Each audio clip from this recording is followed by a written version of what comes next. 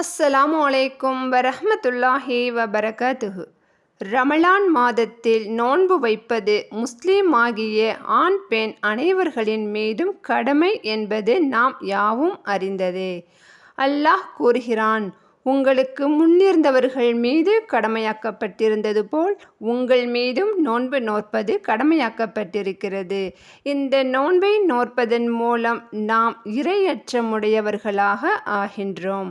சாதாரண நேரங்களில் சர்வசாதாரணமாக செய்கின்ற சில விஷயங்களை நோன்பு இருக்கும் காலங்களில் அதை செய்வதை நம்மை அறியாமலேயே நாம் தவிர்ப்போம். அதற்கு காரணம் இறை அச்சம் என்பதுதான்.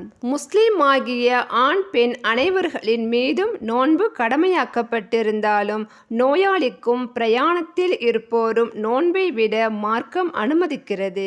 விட்ட நோன்பை ரமலான் அல்லாத மற்ற மாதங்களில் நோற்றுவிட வேண்டும். ஏதாவது ஒரு காரணத்தினால் நோன்பு நோற்க சிரமப்படுபவர்கள் அதற்கு பரிகாரமாக ஒரு ஏழைக்கு உணவளிப்பது கடமையாகும். அதைவிட அதிகமாக தானம் செய்தால் அது அவருக்கு கூடுதல் நன்மையாகும்.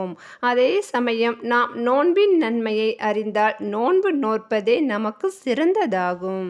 அல்லாஹ்வும் ரசூலும் நம்மை நோன்பு நோற்கும்படி ஏவினார்கள் என்பதற்காகவும் நோன்பு நோற்றால் மறுமையில் நன்மைகள் கிடைக்கும் என்பதற்காகவும் தான் நாம் இந்த நோன்பை நோக்கிறோம். இதை தவிர இந்த உலகில் நமக்கு இந்த நோன்பினால் என்னென்ன நன்மைகள் கிடைக்கும் என்பதை நாம் இனி பார்ப்போம். அதாவது நம் உடல் ஆரோக்கியமாக இருக்கவும் இந்த நோன்பை நமக்கு வழிகாட்டி தந்திருக்கிறான். நாம் நோன்பை வைப்பதால் நம் உடலில் இருந்து கொழுப்பு வெளியேறுகிறது. அதனால் நமது உடல் எடை ஆரோக்கியமாக குறைகிறது. கொழுப்பு வெளியேறுவதனால் நமக்கு மாரடைப்பு வருவதையும் தடுக்கிறது. இரத்தத்தில் உள்ள சர்க்கரை அளவை குறைக்கிறது. அதனால் சர்க்கரை நோயினால் பாதித்தவர்களும் அதனால் ஏற்படும் சிறுநீரக செயலிழப்பையும் தடுக்கிறது. மேலும் கொடிய நோயான புற்றுநோயிலிருந்து நம்மை பாதுகாக்கிறது. நோன்பின் மூலம் நமது மூளையின் செயல்திறன் அதிகரிக்கிறது, ஞாபக சக்தியை அதிகமாக்குகிறது என்று மருத்துவ ஆராய்ச்சியாளர்கள் தெரிவிக்கின்றார்கள். நாம் நோன்பு நோற்பதால் நமது ஆயுளும் கூடும் என்பதை மருத்துவ குறிப்புகள் தெரிவிக்கிறது. இந்த பலன்களை எல்லாம் நாம் அடைய வேண்டும் என்றால் ஷஹர் உணவை அளவோடும் இஃப்தார் உணவையும் அளவோடு எடுத்துக்கொள்ள வேண்டும். இல்லாவிட்டால் நமது நோன்பினால் நாம் பெற வேண்டிய இந்த நல்ல பயன்களை இழக்க நேரிடும். ஆகவே குறைவாக சாப்பிட்டு ஆரோக்கியமாக வாழ்வோம்.